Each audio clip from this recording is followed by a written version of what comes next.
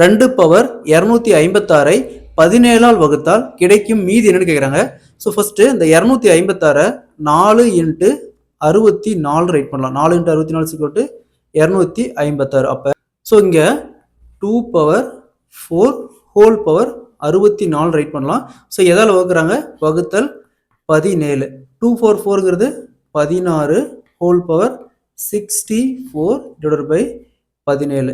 So நம்ம இதை அப்படியே ரிவேர்ஸில் எழுதலாம். அதாவது 16 கீழே கொண்டு வந்துட்டு 17 மேலே கொண்டு வந்தோமா மைனஸ் 17 வகுத்தல் இங்கே 16 ஹோல் பவர் 64. 17 கேன்சல் பண்ணுமா ஒரு டைம் போயிடும். அப்போ மீதி என்ன இருக்கும்? -1 ஹோல் பவர் 64. ஸோ நெக்ஸ்ட் இங்கே -1 இருக்குது, இங்கே பவரில் 64 இருக்குது. எப்போவுமே பேஸ் வேல்யூ மைனஸ் இருந்துச்சுன்னா பவரில் ஈவன் நம்பர் இருந்துச்சுன்னா அதை ஸ்கொயர் பண்ணும்போது அது ப்ளஸ் ஆயிரும்.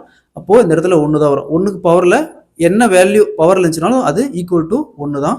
ஸோ அப்போ option A is the correct answer. ஒருவேளை இந்த இடத்துல 63 இருந்துச்சுன்னா ஈவன் ஆட் நம்பர் இருந்துச்சுன்னா இந்த இடத்துல -1 தான் வரும்.